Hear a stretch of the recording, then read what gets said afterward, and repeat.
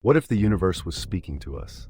In the 1960s, scientists discovered pulsars, rapidly spinning neutron stars emitting regular radio pulses akin to cosmic lighthouses.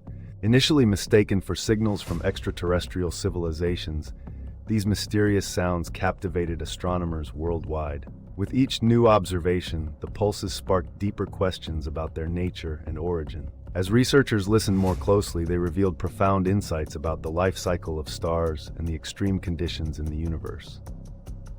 Could these strange sounds hold the key to understanding the cosmos?